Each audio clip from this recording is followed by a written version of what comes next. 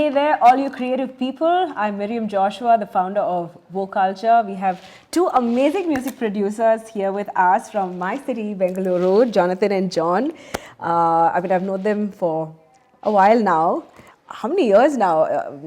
20 years almost. Yeah, wow. And the first time I remember seeing you was, we were just talking as a 13-year-old boy on the keyboard, but just look at how far you've come and how far, I've come, like, what a journey, right? It's just amazing. And John, who's a new addition to our team, it's just such a joy to have you both with us today. And it'll be really nice if maybe we can start with your journey. If you can just share, both of you, of course, he's still young, but you started really, really young. But how did you start? What was your journey? And then maybe you can pass it on to John to share his journey. Yeah. Thanks, Miriam. Yeah, so brought up in a Christian family, a missionary family, and music was always such a important part. And so we used to have family prayers, and that's where I learned to play the keys. And my brothers played different instruments, so it was almost like a band at home. So very early on, from family, and then even going to church, playing in the Sunday school, those were like I would say the formative parts of my life, especially musically, church and family. And then I think like even through college and in school, music was such a very important part of my life. And when people say, hey, when did you decide to do music? The craziest thing is till now, there was no day in which I just sat and said, okay, this is the day I'm going to do music. Like, I think it was so clear in my head that music was always going to be what I was going to do. So, and my parents were so lovely in just letting me do that at that time, which I really enjoyed that freedom to get into music. Been a part of many bands. One of them was called Slain, which is a metal progressive band, and another one called Best Kept Secret, which is a pop English band. And now been doing productions for so long, and still in the journey of getting better, learning more, figuring this thing out, and yeah, here I am. Wow, lovely. Thank you for sharing. John, why don't you share a little bit about your journey? Yeah, so many decades ago, I was born in a small town called Chennai. Yeah, I always was surrounded by music because my parents used to listen to a lot of music, and my dad especially, just by CD after CD. Like every day he'd have to go to one Planet M and pick up one CD. Like I had a bunch of cassettes and CDs at home. So like I grew up in that environment, and I think when I was as young as 4 or 5, they put me in drum classes. And that didn't go very well because that was right after my afternoon naps. So I kind of had this very like negative association with drums, which is why maybe why I don't like drummers now. I'm just kidding. I love you guys. No, but yeah. And then eventually I started doing keyboard at CME, and that went pretty well. That's how I kind of started making these connections to the kind of things I've heard, to finally be able to understand how it actually happens. Like, I didn't get as good as I wanted to with keys, but yeah, years later I picked up the guitar when I was around 13, 14, and I kind of struck gold with the guitar and happened to become my best friend, and that's how I grew, in terms of my musicality and getting to express myself through that. But a little before that, I think when I must have been around 11 or 12, Shruti, my sister, she got a new Mac. And I went on there and I was just fidgeting. And then I found GarageBand. And I was very fascinated by it. So I used to mess around with GarageBand a little bit. And that's what kicked off this deep curiosity for how music is made and what the different elements are and how you actually make a track from scratch. Because every time I listen to a track, I just imagine, one band playing on stage and one mic that would capture the entire band. That's how I thought it worked for the longest time. But I didn't understand how they could do that. I thought the mic was very special and all of that. But then once I found GarageBand, I was like, this is how they do it. And as soon as I understood that, there's something in me went, you can do it too. You're kind of getting it now. I'm pretty sure you can do it if you put more effort into it. So that's where it kind of started for me. And it was this journey of like curiosity that kept pushing me to like learn more things. And like, yeah, for a long time I didn't do anything music production related. I was focusing on my guitar, and then later Shruti and Mark were like, during COVID, I think we were just together a lot, and we'd write songs, and in conversations we would talk about, the idea of like producing them maybe. And I was like, hey guys, if you get me the gear, I think I can produce it, because I full spoke with the confidence that I had garage band experience, from back then. And they picked up a mic and an interface, and I actually did it. Because like, yeah, it just stayed in my head, like the fundamentals of like, how a DAW works and all of that. So I think through COVID was when I actually like worked on my skill and refined it, because I just had so much time to myself, and COVID was a blessing in disguise for me. Yeah, that's how my journey started. Nice, thank you. What I mean, Dilu, you've worked with different artists and different music producers as well. What are the main challenges that music producers face? Yeah, I think any creative person, one of the things I think challenges, especially for me, was like a kind of a loneliness, because especially when you're working on ideas, when you're ideating, when you're like composing something, producing something, you just feel alone because you're the only one who's doing it, right? And there are not a lot of people doing that kind of work around you, and so you just feel like you're alone in this thing. And especially now, I think I'm happy for forums like this, where we are kind of encouraging collaboration, encouraging unity, and just motivating people to do this thing, right? And back then it was just like a very like do it yourself. If you can Google it. If you can't, so you just felt like, hey man, I hope I'm doing the right thing. And a lot of times just alone. And with that, I think comes a lot of fear and a lot of anxiety. And any creative work or activity, there's a lot of doubt that's in the process, right? You're like, okay, should I be doing this? Is this the right way to go? What will this person think? Is this going to be good? So there's a lot of that internal voice in your head going, you don't know what you're doing. This is not great.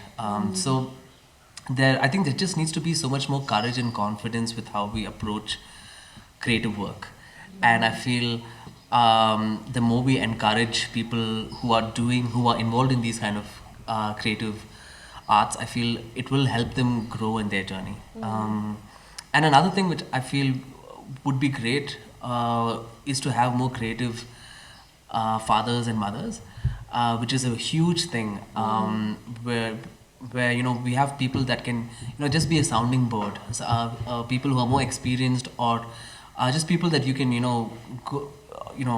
go to them with whatever you're doing and just have them talk into your life. And that I feel is really important. And the more we nurture young talent, the more we nurture people who just want to bring their honest work, their honest art to God, or to the community. I think if they can just be encouraged, motivated, that would be a great thing. Yeah, these are some things that I felt are like have to do with the mind and just the kind of the psyche with how you create. But I think they're very important things that and thanks for doing this. This is one of those things that can just really encourage people while they're in their creative journey. Yeah, apart from the tech of how does the mic work and all of that kind of stuff. I think this is a very important thing too.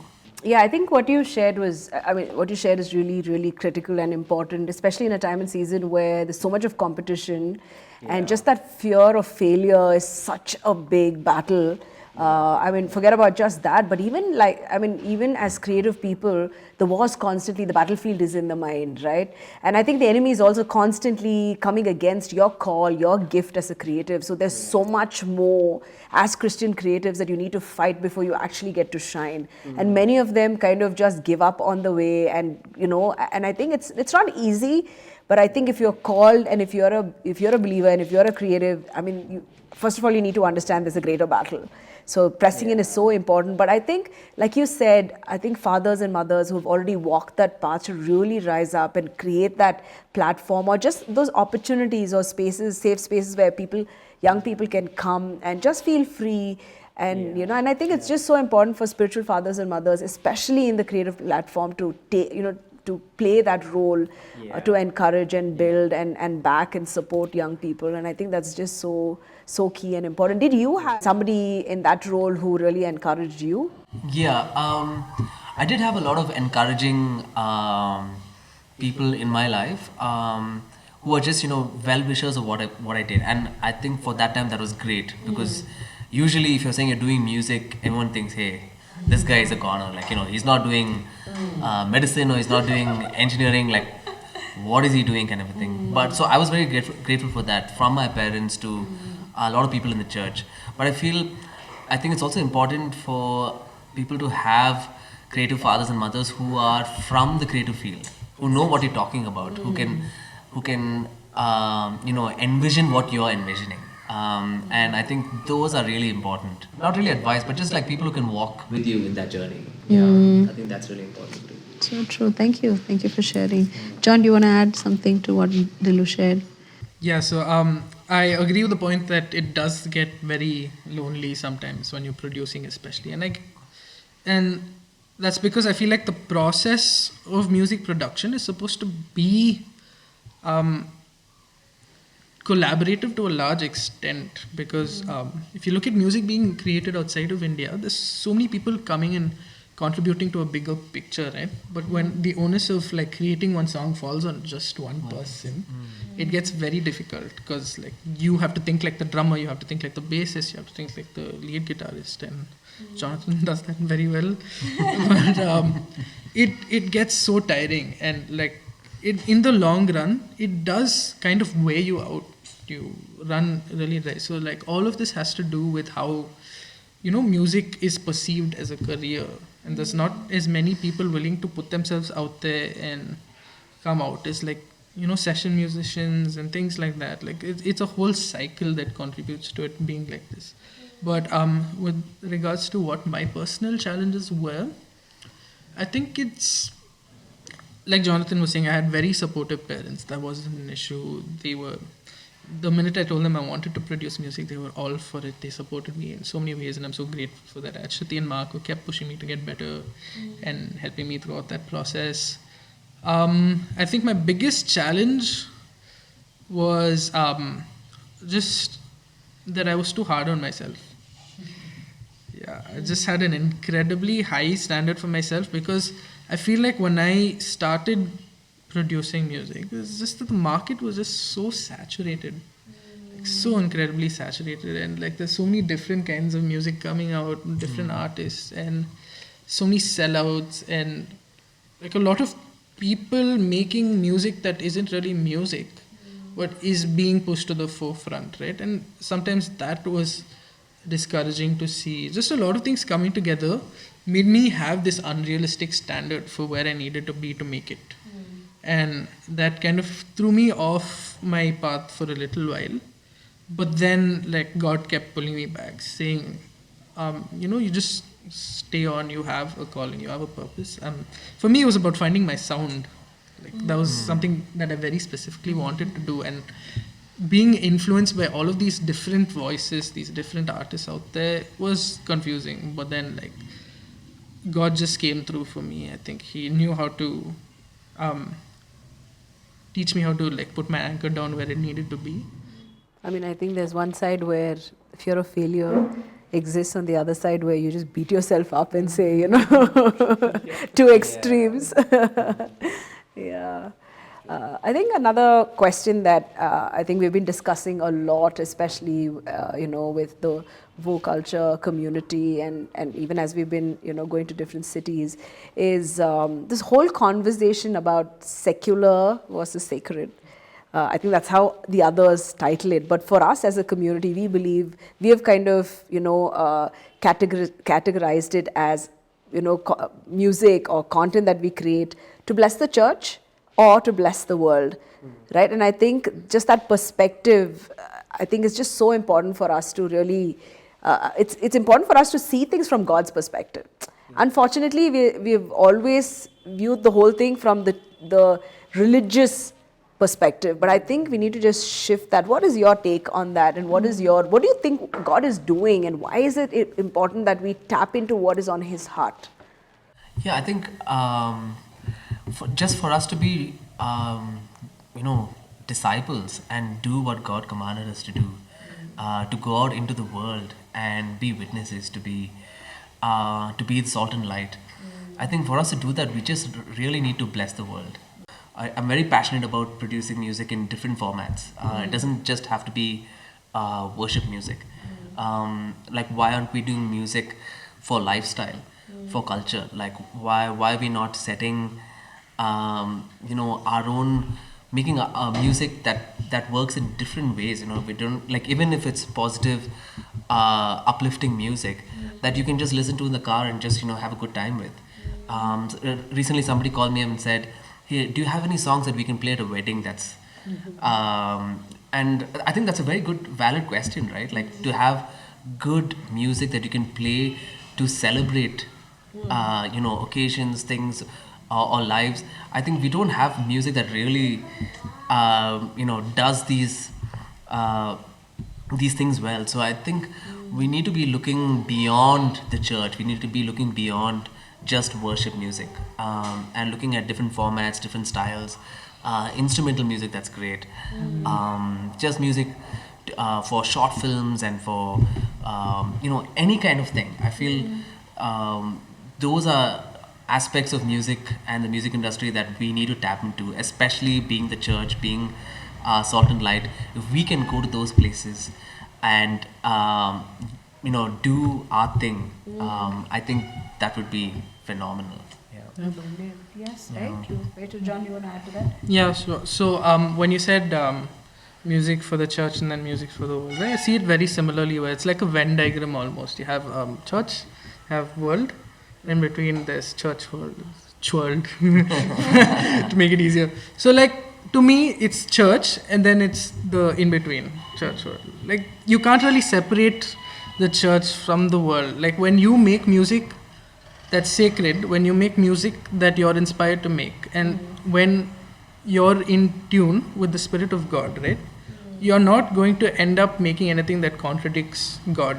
Absolutely. It doesn't have to be outrightly Jesus, and all of that. It doesn't have to say anything about God. You could be celebrating the life that God's given you. You could be talking about this wonderful car that God gave you, right? It could be anything, but that still falls under, like, the blessings that God has upon you, or it falls under creation. Creation is the umbrella, right? So, and obviously all of that is attributed to God, and while you're doing that in an honorable way, you are giving praise to God. So I don't like the idea of separating the church from the world. There is the church that I understand. There are songs that we write that need to edify the church, and everything else are songs for both the church and the world. Because in that context, you can't take the church outside of the world, because we're a part of it. Like, we may not be of it, but we're in it, and it's our home, right? Like, we're not some super holy aliens in one place that we're not meant to be in. I feel like that's the idea a lot of the times, but it really isn't. So that's how I look at it. Yeah. I think it's just so important, like the word says, abide in me and in my word, right? And I think when we are in that place of abiding in Him, like if you sow an apple seed, you're not going to get an orange fruit. If you sow the word in your life, and if you are in the Spirit and if you are a person who's filled with the Spirit of God and the word of God is in you, whatever you produce, whether it's biryani or it's music for the world or it's an art piece or anything that you produce, is going to be so Spirit filled and so word driven. And I think that's just so important for people to see, that it's important for us to think out of the box. We cannot keep doing the same thing and expect change and expect to impact culture. If you really want to impact the way the world is, we really need to step out. Right? And light has to be in a place of darkness. Otherwise, we're not going to, then what's the point of the light being among other, one candle next to another candle, next to another candle? It's time that we carry our candles into the dark places, right? I think that's like a huge challenge. But then I'm sure as a music producer, at the same time, you've been trying to work really hard to change the way even Christian music is, for people to enjoy it, people to really make it relatable so that, young people can enjoy worshiping God. I mean, like you said, if there was good music that you can play in the car, which is not Christian, but it's good, you'd enjoy listening to it. But I know that, you've had some challenges as well. Can you just share about that? Yeah, I think one thing is, I think people are just very quick to judge what you're doing. Like, when I say hi, I'm a music producer, the next question usually is, are you doing secular or are you doing sacred music? And then your answer to that determines how you are morally placed in their hierarchy of holiness. So it's like, it's a bit of a, like, you don't know how to answer those questions, because I think we really, like you said, restrict how God can impact the world through art. Correct. We just think that only if it's Christian worship music, that is the only right kind of music that God wants us to create. And so even today, like, even if if we do a song which is, it has a rap in it, and it's just like really, it's a song all about the identity that God has given us, and saying, I'm no longer under condemnation, for Christ lives in me. And it has such beautiful lyrics, and there's a rap in it, and then the comments under that are all like, oh, what is this worldly music, and like, why are you doing Justin Bieber kind of music, and all of this kind of stuff, which there seems to be a definition of what Christian music is, and I don't think there needs to be a definition for that. Who decides this definition? That's a good question. Music is music, but I don't think you can define music as this is what is church, this and genre, this is only worship music is Christian, and any kind of music with drums in it is like wrong, and like there are all these kinds of notions which I know I think they come from a place where people are trying to, like, keep barriers so that people don't go across it and get worldly, or I get the intention, but I think it's kind of taken too far, where you are restricting an expression, a creative expression, and you're restricting the work of God in many other spheres other than just the sphere of the church. And even in the church, if you're doing Christian music, it has to be under worship music, or it needs to be in any of those kind of genres, which again is, I feel, just really curtailing the liberty of a music producer or a dancer, or anybody who's in the creative arts. Yeah. I think, like when you were sharing, this is something that came to my mind. If you just look at the life of Jesus stepped out of the church. Yeah. He did things which were very out of the box. He went where people were. He went to the seashores. He went out on the hills, and he went outside the church, and he shared the gospel in such a refreshing, new way, which was very relatable. And if Jesus set that standard, who is this? What standard are we to follow? Sometimes we're just so, I think, just because somebody said this is what it Christian music supposed to look has to look like, just because somebody said that, is that our standard, or is Christ our standard? If Christ is our standard, then I think it's absolutely important, rather, it is important for us to step out and do something that's relatable, that the world can relate to, that generation can relate to. As Christians, Christian creatives, we need to step out and say, if this is the standard Christ has set for us, let's follow it. Yeah. We are not following anything out of the world. And I think that's really important for us to look back. And that's very true. And like, one of the things I'm really passionate about is that, like, producing different kinds of music with our own identity. We're so like I get calls every day saying, hey, I want to produce a song. And if I ask, hey, what kind of music do you want me to put on this song? It's always, brother, like worship music. And I'm always very curious to understand, what is worship music? How can we box that into one kind of a sound, or you play a worship pad, you play, that just becomes worship music immediately. It's become a genre. Almost, it's just become a genre, and like that is what is considered to be Christian holy music, which I feel we really need to break. Yeah, for sure. Why can't we worship God with a pop song? Yeah. Why can't we worship God with a Latin jazz instrumental? Like, it doesn't matter. As long as our hearts are in tune with God, and we are doing it to glorify Him, that's an expression of our worship to God, and that is it. That is it. But I think it's time that as a community of creatives in our country, especially, we kind of cross this border of worship music and start doing music outside of this also. In whatever style, in whatever format, and I think that is when we will truly get an identity of our own, and really start functioning in that unique identity that God has blessed us with. Because the music that we call as worship music can be music from the West, and we are just imitating that and saying this is worship music.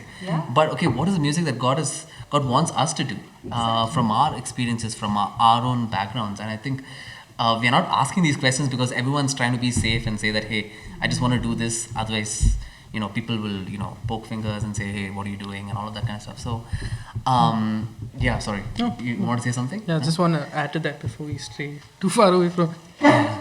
I think it really is about taking charge of our identity as sons and daughters of Jesus. And let me explain that in a better way. For example, I make these bracelets, and I get a lot of these questions very often, right? Because there are people who believe in the mystical aspects of bracelets, which I personally don't believe. And I make these bracelets purely because they look nice. But so many people come from a place of believing that these rocks have some sort of magical significance. And while that exists on one side, you'll have people from the church who will question the very existence of bracelets like this because they believe that it shouldn't exist.